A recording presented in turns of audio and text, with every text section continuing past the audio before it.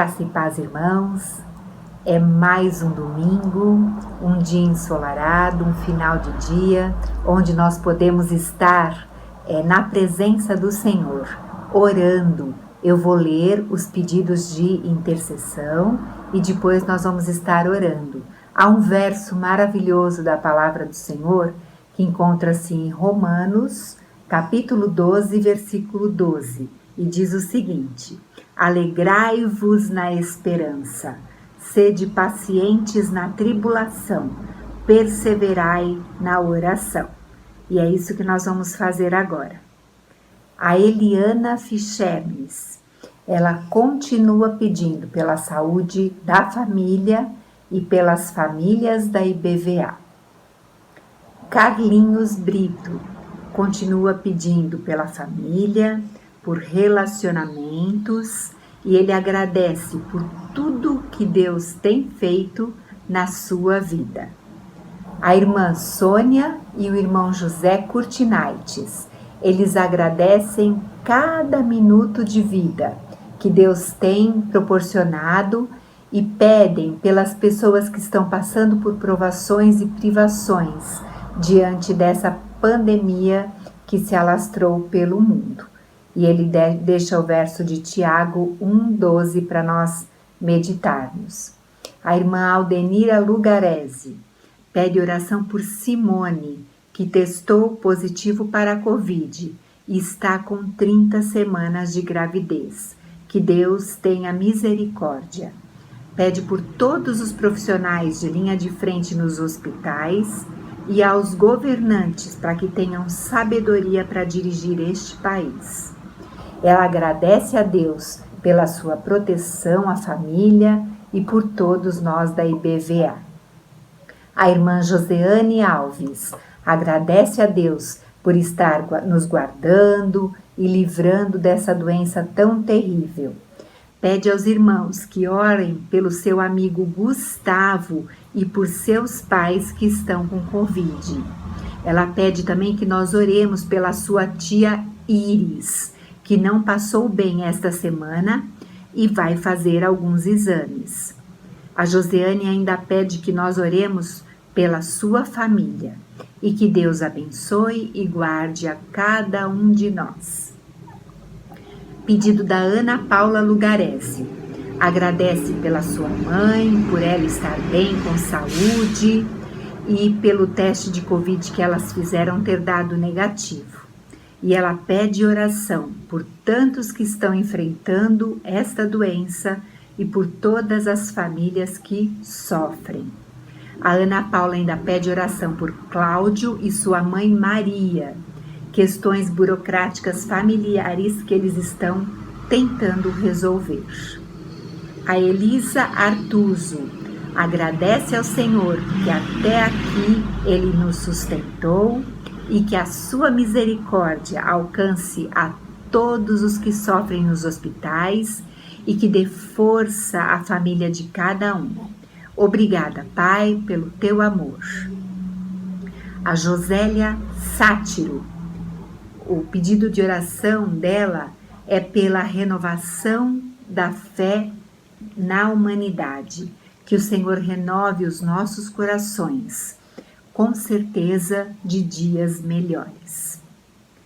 A irmã Maria Luísa Costa agradece a Deus pela melhora do seu joelho, pede pelo nosso Brasil e pelo mundo, para que Deus venha acabar com essa pandemia, que está acabando com todo o mundo, ela se refere dessa forma. E agradece a Deus pelos seus genros, netos, filhas, marido e por ela, que estão bem. A irmã Tânia Zocolan, peço por meu pai algumas decisões a serem tomadas, para mim sabedoria nessas decisões e misericórdia de Deus por todos os povos. O nosso irmão Sérgio Roberto. Oi, Sérgio, muita saudade de vocês. Tem muito a agradecer a Deus por todas as bênçãos em nossas vidas, por estar nos guardando de tudo que possa nos prejudicar. Pedido da irmã Solange Celerges. O meu agradecimento é porque Deus tem protegido minha família até aqui e porque nessa sexta-feira, dia 19, ela completou 30 anos de serviço no tribunal, apesar das lutas. Deus me protegeu. Parabéns, Solange, parabéns realmente. 30 anos de trabalho, um privilégio. Que Deus continue te abençoando continuamente. Ela pede em favor dos governantes desse país para que o bom senso prevaleça aos interesses políticos. A Solange Martim agradece pela vida do Adalto, do seu cunhado. Ele continua o tratamento, mas não piorou mais. Graças a Deus, Solange, nós temos orado muito pelo Adalto, muito mesmo. Nós amamos muito o Adalto, a Sueli e todos vocês. Pedido da irmã Regina Valbão. Eu peço oração pelo meu cunhado Dirceu, que ainda continua internado com Covid. O meu pedido é por uma filha de uma prima nossa que se chama Camila. Ela está com Covid, está internada na UTI, entubada e fazendo hemodiálise. Então eu peço muito ao Senhor que tenha misericórdia da vida da Camila. Ela tem o seu irmão, tem a sua mãe, né? E que o Senhor tenha misericórdia dela. E peço também por um vizinho aqui, o senhor Ademir, que é o esposo da Helena. Nós amamos muito este casal. O seu Ademir está fazendo tratamento para câncer, para que o Senhor tenha misericórdia da sua vida, faça a sua vontade, para que esse tratamento tenha êxito. Pedido da Cida. Peço orações por todas as pessoas que estão com Covid. Olha, nós nunca tivemos tantos conhecidos como estou tendo agora com essa doença. Somente a semana passada foram 3 que morreram. Agora estou com uma família inteira. Por favor, não deixem de orar. Diariamente, Cida. As pessoas que estão sofrendo com a Covid são motivos das nossas orações. Pedido da Keila Zocolan. Peço oração por Silvia e Marta, colegas de trabalho, com vários familiares infectados pelo corona e 2 deles internados. Agradeço a Deus porque tem guardado e suprido minha família. Amém. Pedido do irmão Arthur Nogueira. Peço oração pelo meu sobrinho Tiago, que está internado, intubado com Covid. Hércules Alcântara. Peço oração aos familiares pelo falecimento do irmão César, que era músico e maestro na Igreja Batista do Calvário, em São Bernardo do Campo. Também pelos familiares do irmão Reinaldo Palma, que faleceu esta semana. O irmão Adriano, do Conjunto Coro Unido, pede oração por seu cunhado, pastor Hilton Freitas, da Assembleia de Deus, que está internado. E também peço oração pelo nosso zelador, o senhor José, que também está com Covid. Estejamos orando pelos pedidos do Hércules. Último pedido, do pastor Silvio Renato Ribeiro, pela filha do pastor Rogério, da Igreja Batista do Getsemane, Sandra, que está com 50% do seu pulmão comprometido em função da Covid, e seu genro Eduardo, internado também com Covid. Pelo pastor Edmir Júnior, da Igreja Batista do Jardim Iguatemi, que sofreu um acidente de moto ao voltar de viagem do Espírito Santo. Então, todos esses, irmãos, são muitos os pedidos. Estejamos orando ao Senhor. Oremos, irmãos. Senhor Jesus, nós nunca tivemos tantas pessoas perto de nós, Pai, com esta doença. E agora nós vemos, Senhor, famílias inteiras, famílias perdendo as pessoas que elas amam, Pai. Nós vemos pessoas entubadas, pessoas na UTI, pessoas em tratamento, Senhor. Tem misericórdia, Senhor Jesus, da nossa nação, do nosso mundo. Ajuda-nos, Pai, a cuidar de tudo aquilo que o Senhor criou. Ajuda-nos, Senhor, a cada dia, Pai, a nos interessarmos por aquelas pessoas que nos cercam, a amá-las, Pai. Muito obrigada, Senhor, por tudo que o Senhor tem feito de proteção, de amor nas nossas vidas, de sustento, de provisão, Pai. Nós te agradecemos imensamente. E que o Senhor nos dê um coração, Pai, agradecido, um coração que possa, Senhor, vislumbrar o teu louvor, a tua criação a cada dia. Um coração que possa estar sempre em oração, Pai. Sempre pedindo, vendo as necessidades à nossa volta. Obrigada por cada irmão da igreja que colocou aqui o seu pedido, Pai. Recebe cada pedido, Senhor, aí aonde o Senhor está, da forma como o Senhor está. Que eles subam como algo agradável a Ti, que o Senhor possa fazer a Sua vontade mediante cada pedido de cada um de nós, Pai. Muito obrigada, Senhor, por esta oportunidade, por mais este dia na Tua presença, Senhor, mesmo que online, mesmo que virtualmente, mas é um privilégio e nós não podemos perder, Senhor, cada instante, cada oportunidade de estarmos juntos, Pai. Obrigada pela vida da Tua igreja, obrigada, Senhor, pela construção do elevador, é mais um passo, Pai. Que o Senhor continue dando sabedoria, Senhor, ao pastor Silvio, Senhor, aos seus ajudantes, a todos aqueles que atuam na igreja de alguma forma, Senhor. Tem misericórdia, assim, de cada um de nós com os nossos ministérios. Que o Senhor nos ajude, nos dê criatividade, nos dê ânimo e esperança a cada dia. Nós precisamos muito que o Senhor esteja à frente das nossas vidas, Pai. E que nós possamos falar, Senhor, como Jó. Antes eu te conhecia, Senhor, de ouvir falar. E agora eu te conheço porque eu posso andar com o Senhor a cada dia. Posso vê-lo, Pai. Muito obrigada, Senhor, que o Senhor atenda a cada pedido, segundo as misericórdias, Senhor, da Tua vontade. Nós oramos em nome de Jesus, hoje e sempre. Amém, Pai.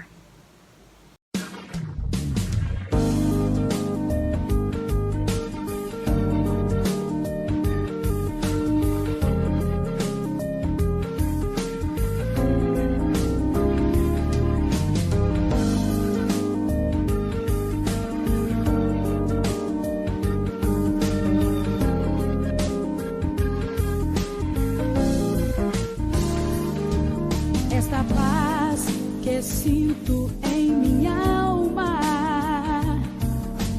não é porque tudo em mim vai bem. Esta paz que sinto em minha alma é porque eu amo o meu Senhor. Não olho circunstâncias.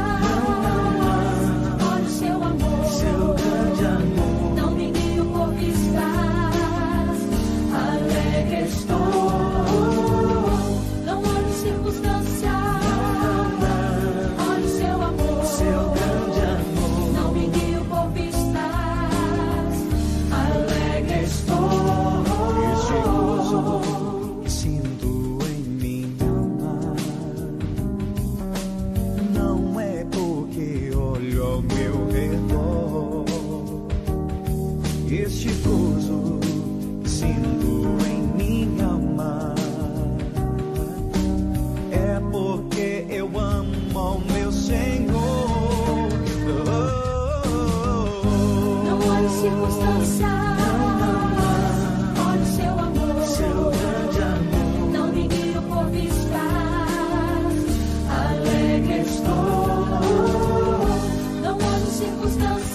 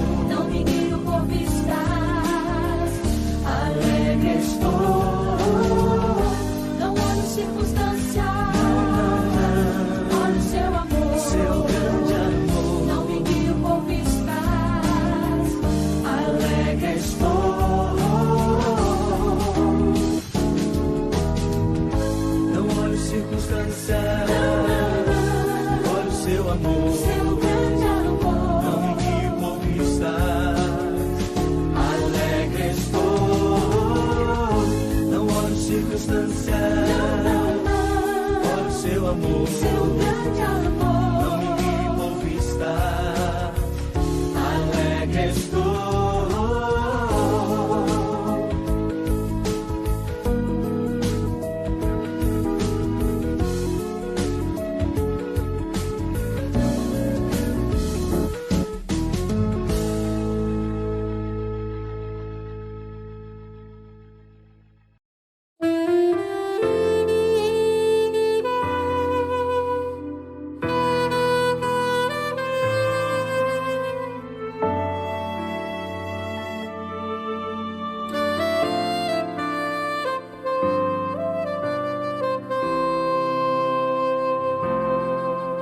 Tudo que há de bom em mim provém de Deus. Tudo que há de bom em mim provém de Deus. Tudo que há de bom em mim provém de Deus. E por isso em gratidão vou devolver. Vou devolver com meu louvor, devolver em adoração. Vou devolver com minhas ofertas, enquanto forem de coração. Vou devolver com meu serviço, enquanto o fôlego existir. Pois reconheço que tudo de bom provém de Deus. Vou devolver com meu serviço, enquanto o fôlego existir. Pois reconheço que tudo de bom provém de Deus.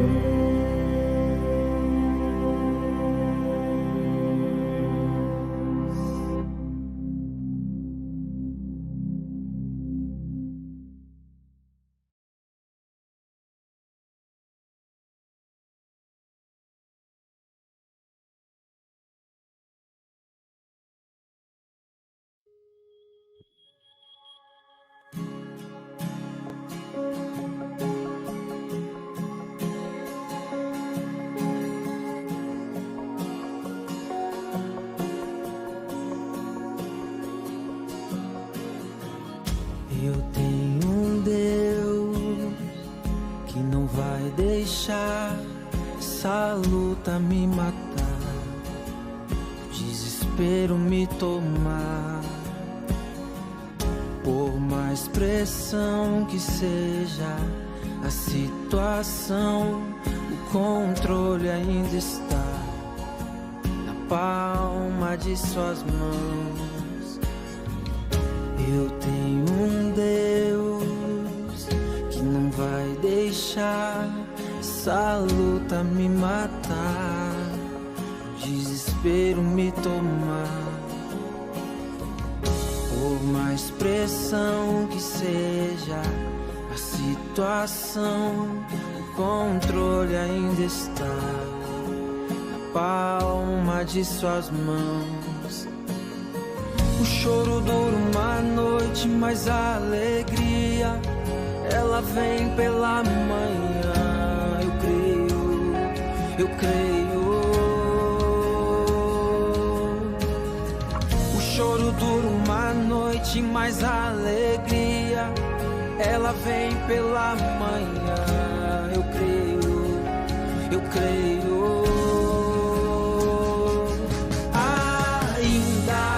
Que a figueira não floresça e não haja fruto na vide, e o produto da oliveira minta, todavia me alegrarei, todavia me alegrarei, todavia me alegrarei.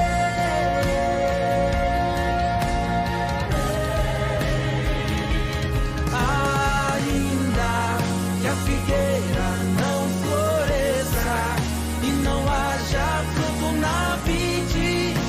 produto da oliveira minta, todavia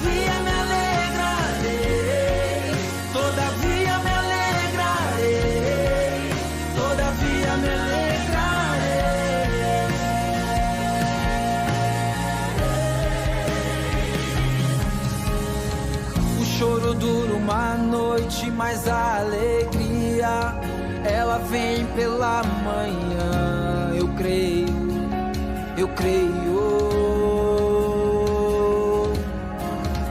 O choro dura uma noite, mas a alegria, ela vem pela manhã. Eu creio, eu creio.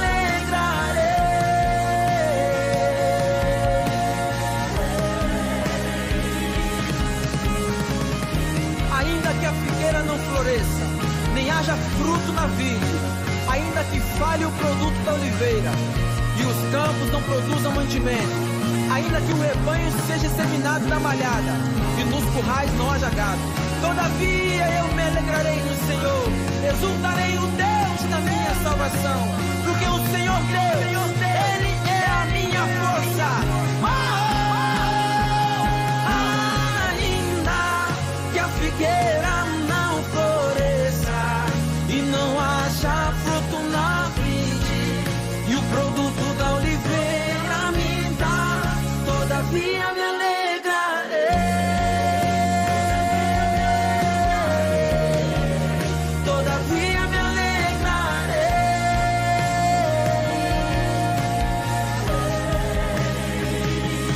Ainda que a figueira não floresça e não haja fruto na vide, e o produto da oliveira me dá, todavia me alegrarei,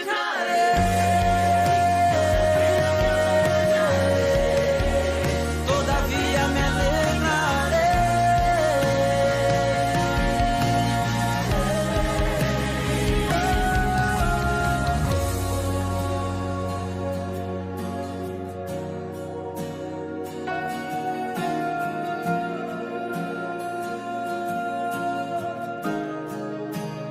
Eu me alegro em ti, Senhor.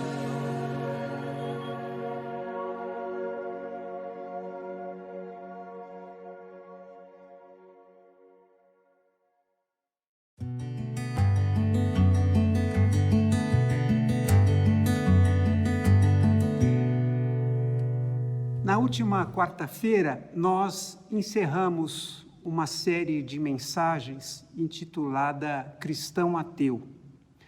E já faz mais de uma semana que eu venho pensando no que pregar depois desta série. Nós estamos vivendo um contexto mundial de calamidade. Hoje eu estava lendo que na França as pessoas já estão deixando Paris com medo do terceiro lockdown, que é um isolamento completo. As pessoas só saem à rua mediante autorização. Aqui no Brasil, vários estados estão enfrentando um colapso na área de saúde.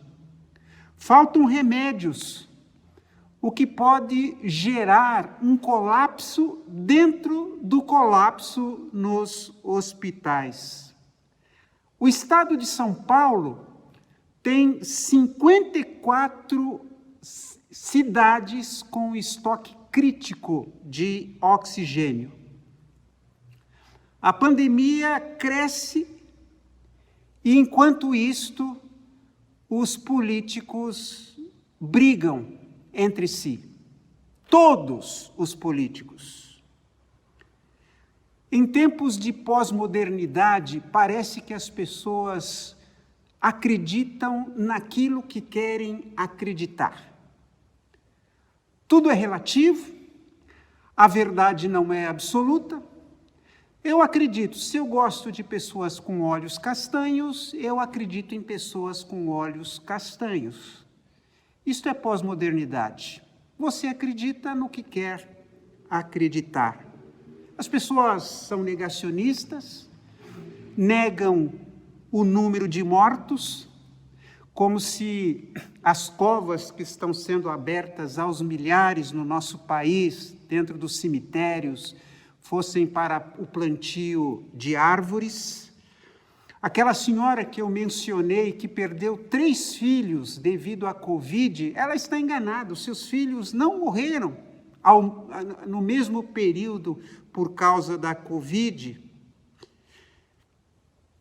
Os pedidos de oração que chegam aos montes, em todos os lugares, por causa das vítimas da Covid, são invencionices das pessoas. Com mais de 35 mil óbitos, março tem sido o mês mais mortal da pandemia. Já passa de 100 o número de pessoas que morreram à espera de um leito de UTI só no estado de São Paulo. E na cidade de São Paulo, a cidade mais rica do Brasil, nesta semana morreu um rapaz de 22 anos por falta de um leito na UTI. Bom, esta tem sido uma semana difícil. E quando a gente passa por momentos difíceis, e eu tenho percebido isto, este clima doentio, em todos os sentidos, doentio fisicamente, emocionalmente, espiritualmente. Enquanto a gente está passando por isso, me veio à cabeça um texto de Abacuque.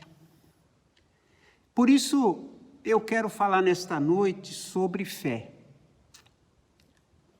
Fé triunfante. Fé triunfante em tempos difíceis. Aliás, tempos difíceis como nunca.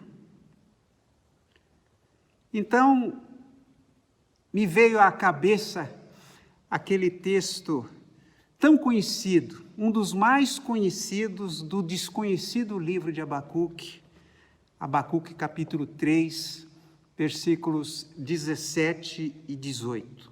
Ainda que as figueiras não produzam frutos, e as parreiras não deem uvas, ainda que não haja azeitonas para apanhar, nem trigo para colher, ainda que não haja ovelhas nos campos, nem gado nos currais, mesmo assim, eu darei graças ao Senhor e louvarei a Deus, o meu Salvador. O Senhor é a minha força. Ele torna o meu andar firme como o de uma corça e me leva para as montanhas, onde estarei seguro. O terceiro capítulo do livro de Abacuque, no qual está inserido esse texto que eu acabei de ler, este terceiro capítulo, ele todo é um salmo, ele é uma música. Você percebe a expressão lá no final, ao mestre de música para os instrumentos de corda. E hoje em dia, estas palavras inspiram vários músicos. Você já ouviu uma música antes desta palavra? Vai ouvir outra música depois dela, baseada, inspirada neste texto. Talvez porque em tempos difíceis, sempre seja importante termos estas palavras na nossa mente, no nosso coração, e através da música é mais fácil gravá-las. Abacuque, provavelmente este nome signifique abraço, Abacuque, abraço. Ele é a imagem de um homem de Deus que estava lutando com emoções humanas e com muita frustração, porque Deus aparentemente estava permitindo que o mal dominasse aquilo que deveria ser uma nação justa, Judá. Então, para a gente entender o livro de Abacuque, é importante entender o contexto, o que ele estava vivendo. É muito importante percebermos o que estava acontecendo no contexto histórico-cultural do povo de Judá, quando Abacuque termina o seu livro com estas palavras. Bom, o que estava acontecendo? Os seus conterrâneos não estavam obedecendo à lei. Os versículos 2 e 4 do primeiro capítulo, olha só o que Abacuque diz. Senhor Deus, até quando clamarei pedindo ajuda e tu não me atenderás? Senhor, o Senhor está se fingindo de morto? O Senhor não está me ouvindo? Até quando eu gritarei violência e tu não nos salvarás? Por que me fazes ver tanta maldade? Por que toleras a injustiça? Eu estou cercado de destruição e violência. Há brigas por toda parte. Por isso, ninguém obedece à lei e a justiça nunca vence.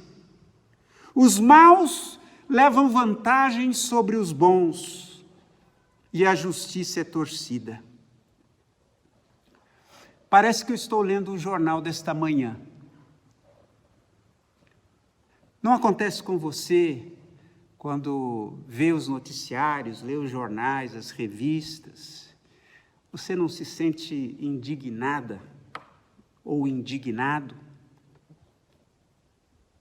O seu interior não se revolve diante de tanta corrupção, tanta injustiça, tanta insensibilidade? É isso que estava se passando no coração de Abacuque. A nação de Judá, o povo de Israel, tinha abandonado a lei, tinha abandonado o Senhor.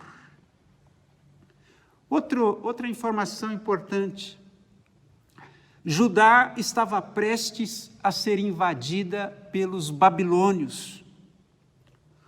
O rei da Babilônia era Nabucodonosor, por volta de 605 a.C. Quando você lê o livro de Daniel, ali quando eles levam Daniel e outras pessoas, outros judeus cativos para a Babilônia, esse é o contexto. Daniel veio um pouquinho depois, veio depois de Abacuque.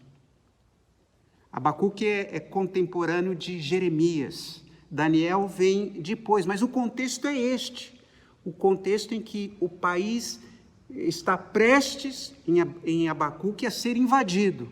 E é invadido em Daniel.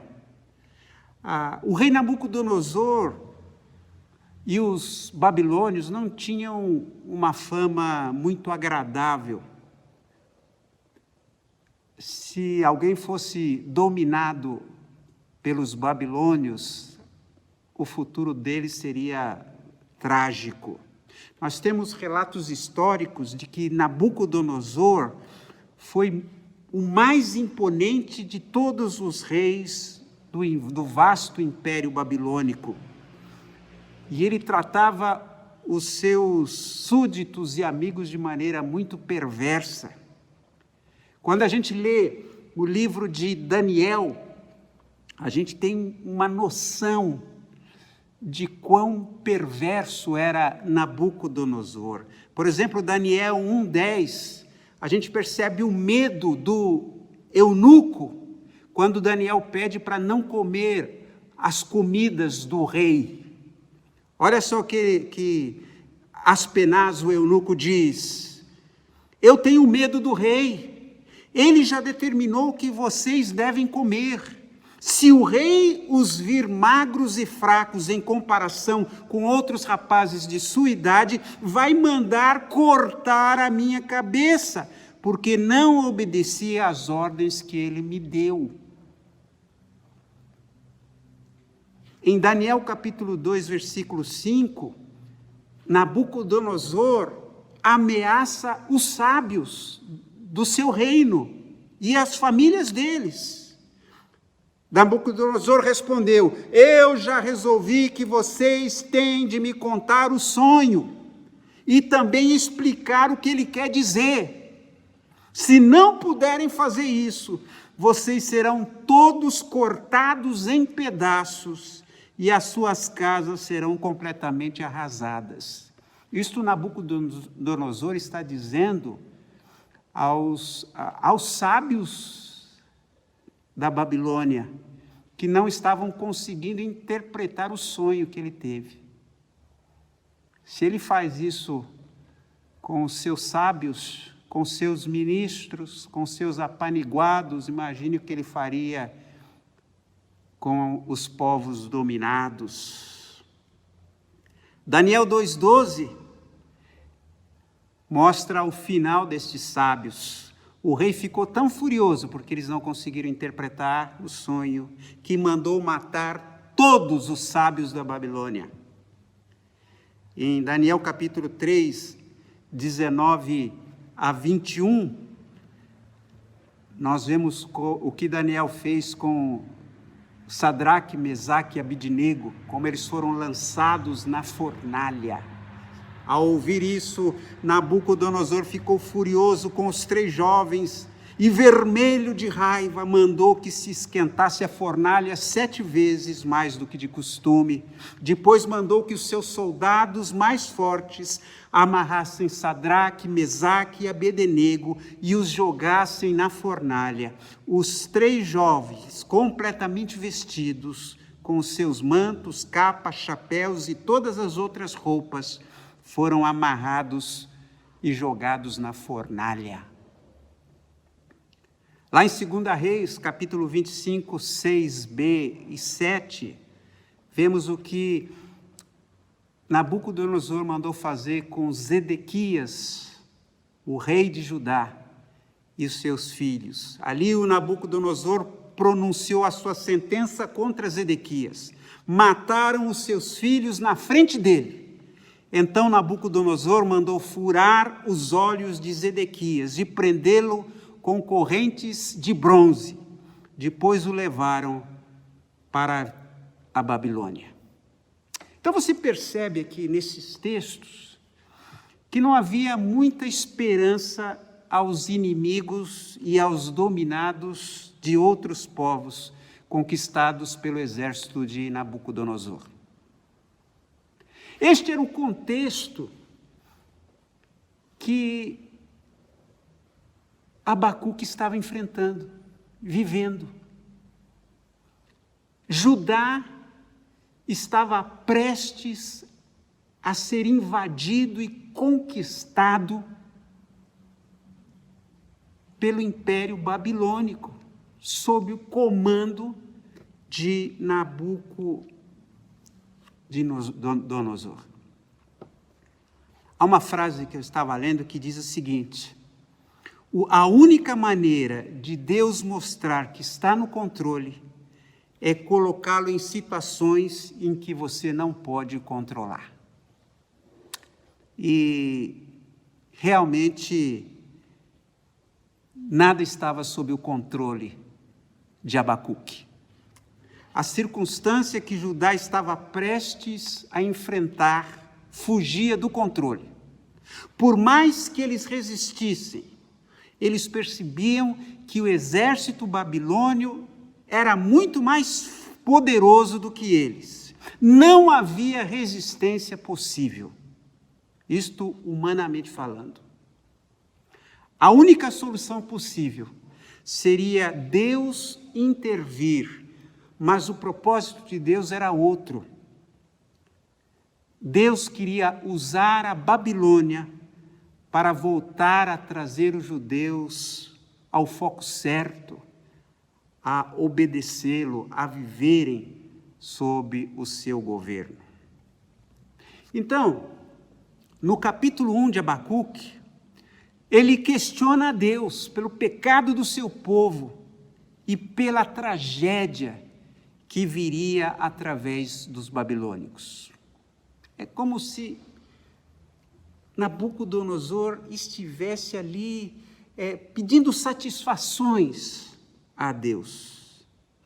Ele diz assim: até quando, Senhor, estarás calado diante de tanta desgraça? Por que estás fingindo de morto?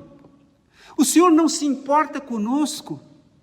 O Senhor não vê o que está acontecendo e o pior que ainda vai acontecer? Sabe, meus irmãos, eu não sei porque nós estamos passando por esta situação. Nenhum de nós nunca vivenciou um período como este.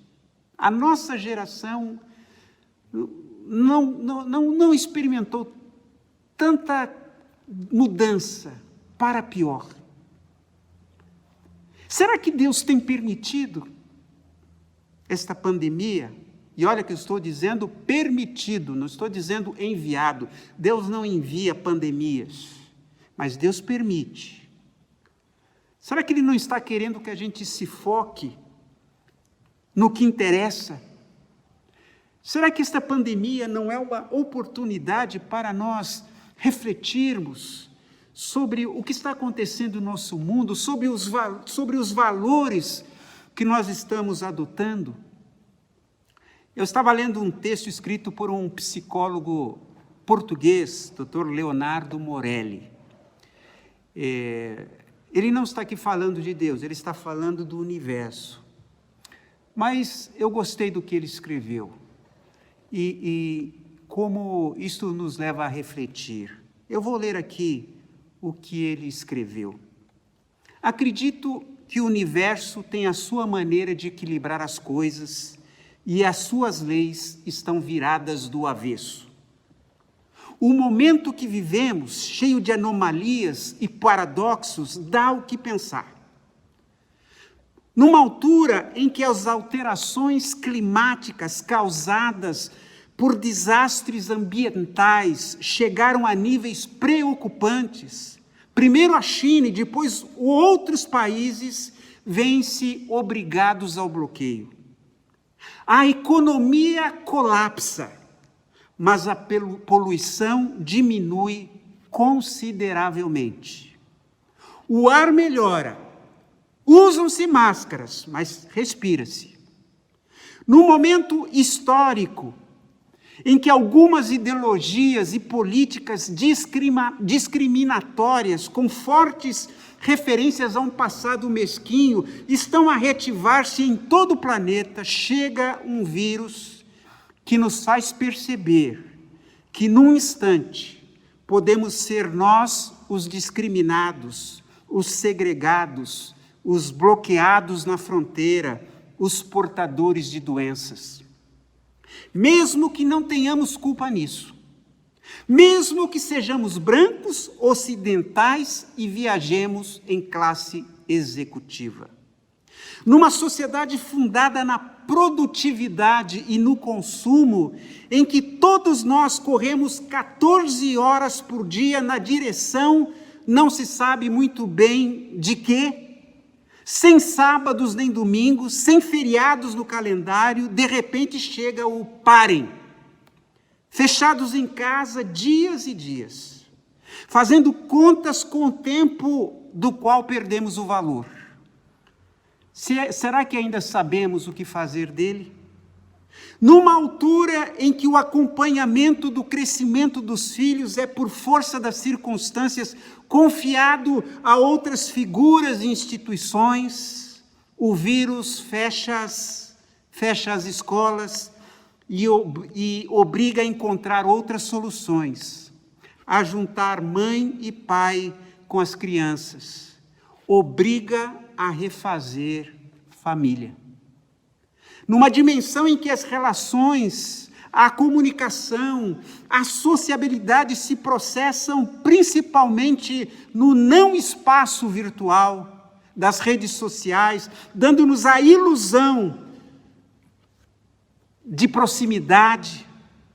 O vírus tolhe-nos a verdadeira proximidade, a real. Que ninguém se toque, nada de beijos, nada de abraços, tudo à distância, na frieza do não contato. Até que ponto dávamos por adquirido esses gestos e o seu significado? Numa altura em que pensar no próprio umbigo se tornou regra, o vírus envia uma mensagem clara. A única saída possível é através da reciprocidade, do sentido de pertencimento, da comunidade, do sentimento de fazer parte de algo maior, de que cuidamos e que podem cuidar de nós. A responsabilidade partilhada, o sentir que das nossas ações depende não apenas o nosso destino, mas o de todos os que nos rodeiam e que dependemos deles. Por isso, deixemos de caça às bruxas, de perguntar de quem é a culpa, ou por que é que tudo isso aconteceu, e perguntemos antes o que podemos aprender com isso. Creio que temos todos muito para refletir e fazer, porque para com o universo e as suas leis, evidentemente, temos uma grande dívida. Explica-nos o vírus com juros muito altos. Está aí para a gente refletir.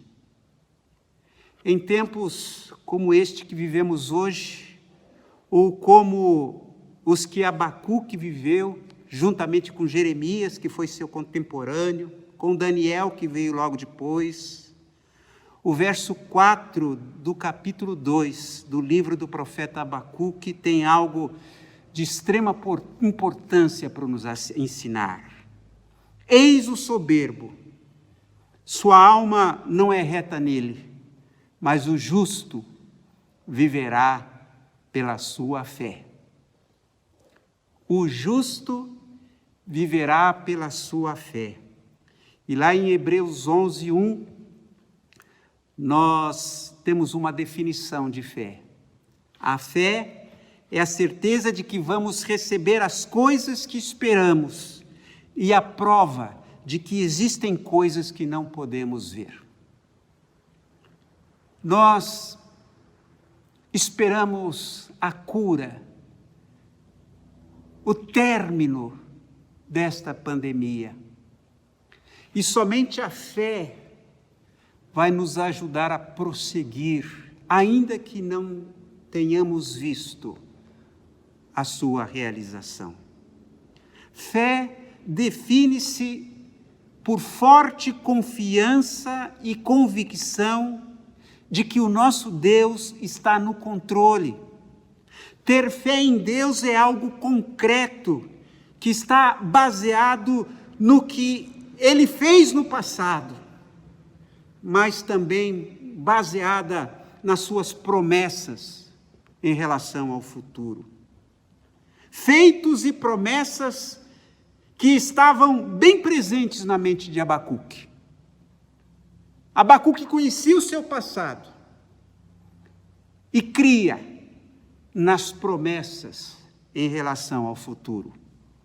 E de igual forma, tudo isso tem que estar presente na nossa mente.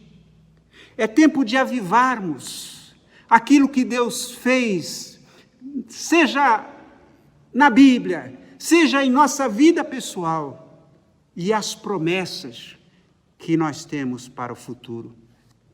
Nos capítulos 1 e 2, o Senhor responde a Abacuque. E aí ocorre uma transformação. Daquele homem questionador, ele se transforma num homem de fé, de louvor e de gratidão.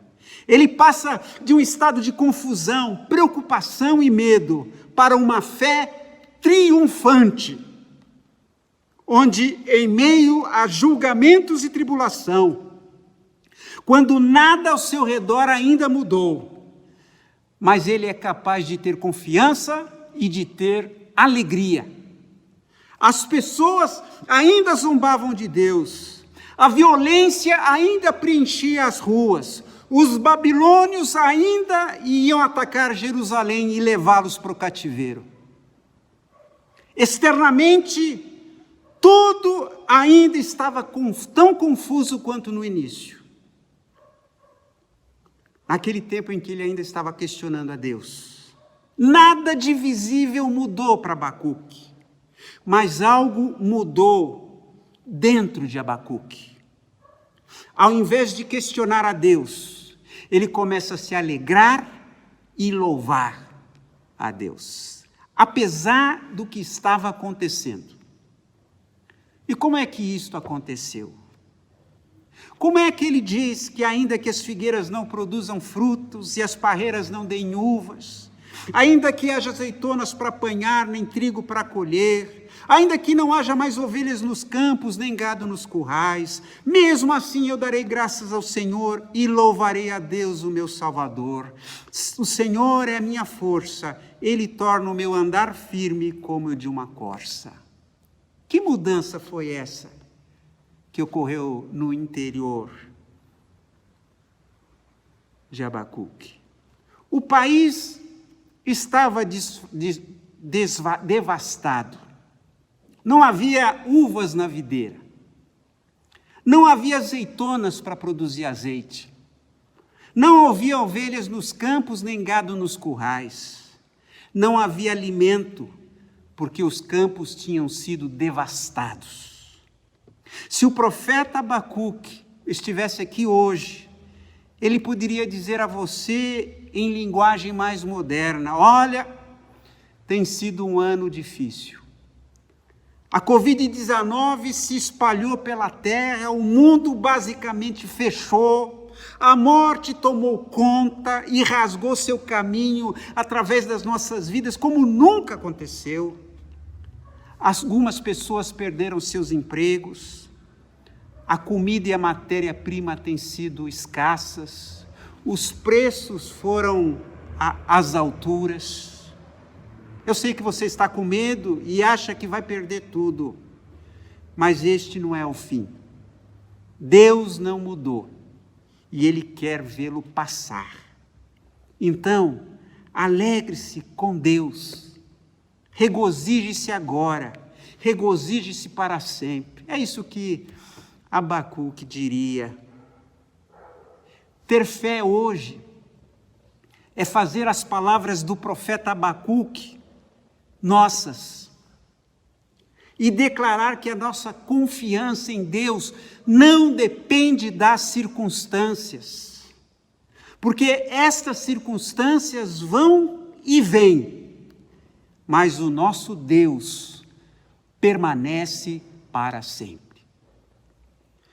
Quando encontrar problemas, testes e mais testes, crise sobre crise, lembre-se de uma coisa, você está apenas passando por esta crise.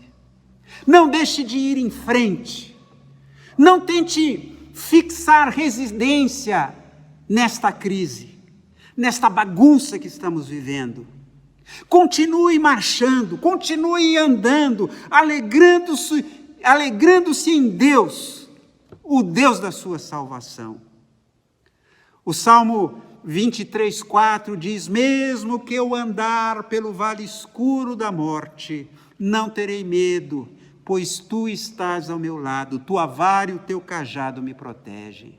Andar pelo vale não é ficar parado no vale, não é amar uma tenda dentro do vale. Saia do vale, continue caminhando, uma hora você vai chegar no fundo, no final deste vale. Ainda que eu ande pelo vale da sombra e da morte. A fé triunfante é isto que Abacuque está demonstrando.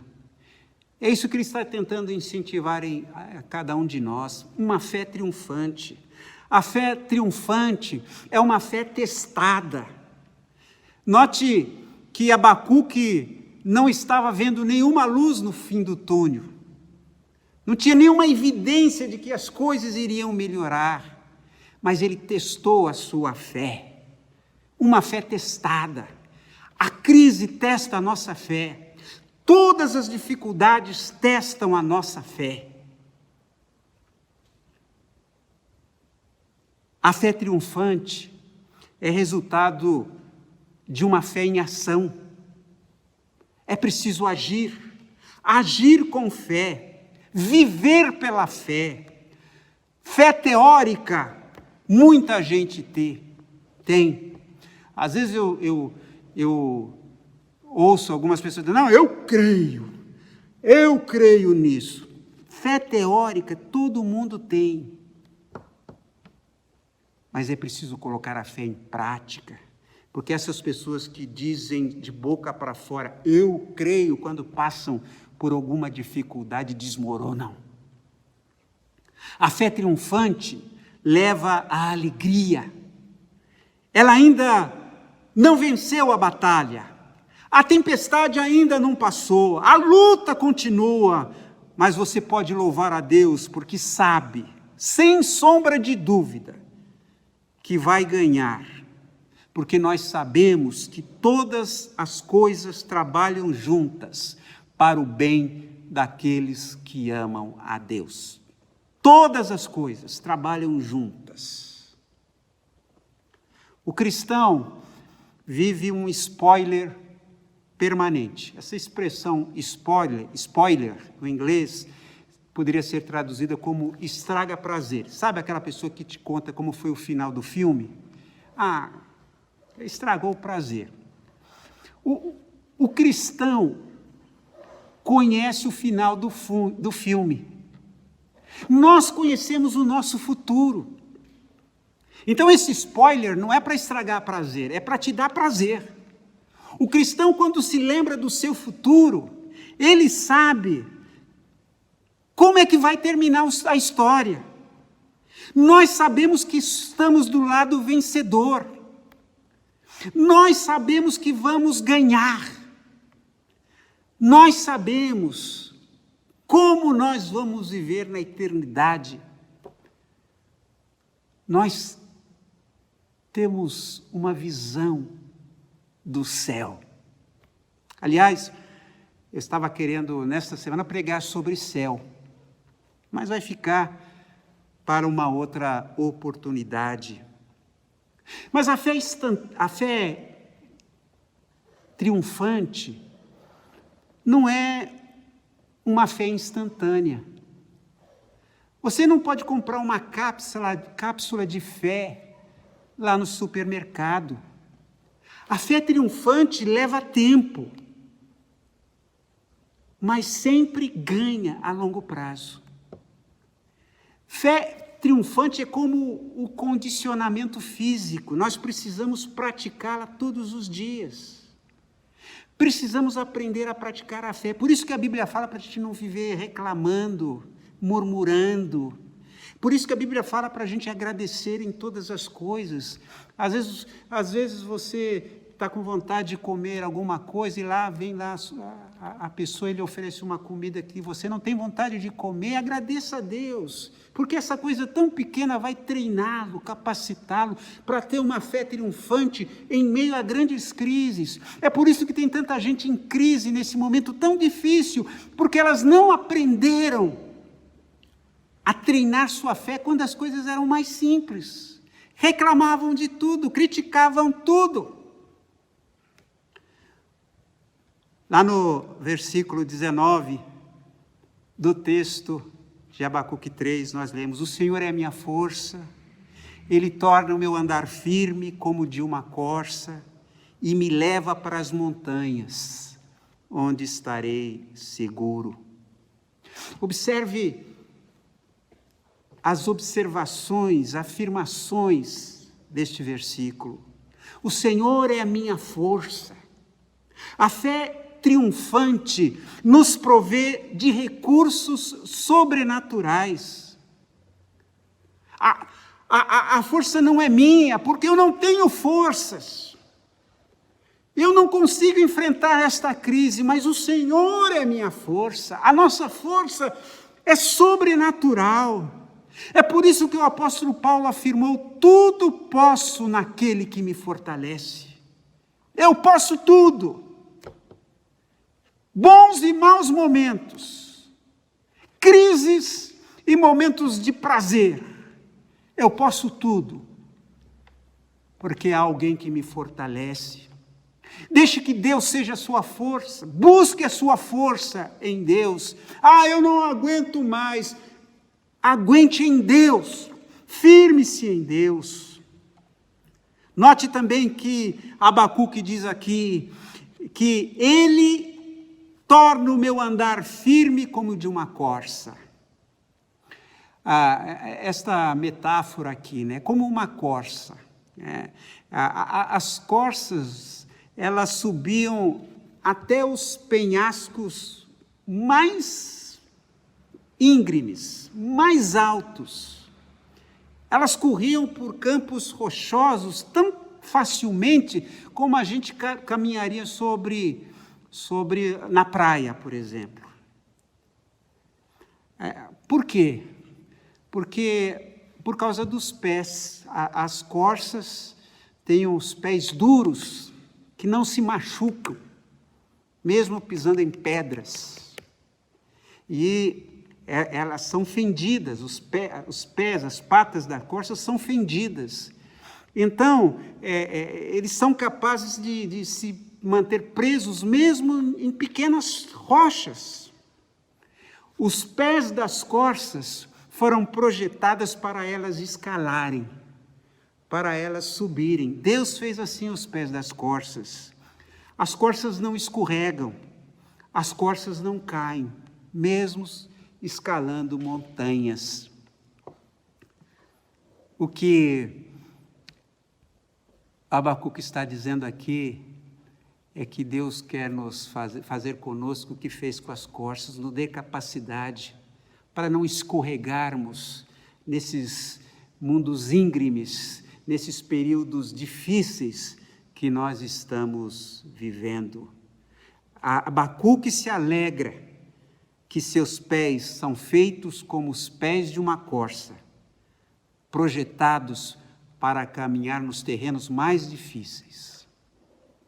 Deus nos capacita para enfrentarmos os terrenos mais difíceis da vida. E outra coisa que se destaca nesse texto: me leva para as montanhas. Ele me permite andar em lugares que eu não poderia ir sem a ajuda dele, sem equipamentos. Do alto das montanhas, nós temos uma visão do todo. Nós não ficamos apenas olhando para o problema, nós vemos o todo. E como eu já disse, nós encontramos o nosso fim. É por isso que Abacuque está alegre. Deus o levou às alturas, e embora haja dor e dificuldade aqui, ele sabe que Deus irá salvá-lo. Para terminar, eu estou lendo um bom livro sobre a felicidade, escrito sobre a perspectiva de vários filósofos, pensadores e teólogos. E falando sobre a felicidade do ponto de vista religioso, ele diz que, para Jesus, a felicidade é algo futuro. Eu concordo em parte, porque para Jesus, sim, a felicidade tem algo de futuro. Nós temos um futuro glorioso nos aguardando, mas a felicidade também é presente. Nós podemos ser felizes no momento presente. Aqui na IBVA nós cremos que nós podemos tornar esse mundo melhor e de que nós podemos enfrentar todas as adversidades dessa vida poderosamente com uma fé triunfante. Mas os cristãos, também tem uma esperança futura. Há um céu. Nós que vivemos pela fé devemos ter maior esperança e expectativa do que qualquer pessoa. Deus tem um plano incrível para cada um de nós. A escuridão é por um tempo limitado. E o anoitecer será substituído por um novo e radiante dia. Será um dia em que a justiça governará, pois o Rei da Justiça voltará a recuperar o seu reino. Os governos deste mundo não são capazes de fazer com que a nossa vida seja melhor, mais justa. Mas virá o reino de Deus e se estabelecerá. Então, cultive uma fé triunfante para vencer esse período difícil que nós estamos vivendo.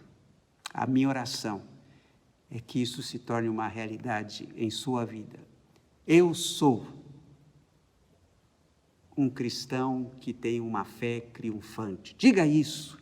Eu tenho uma fé triunfante. Que Deus te abençoe e guarde e te dê uma ótima semana. Amém.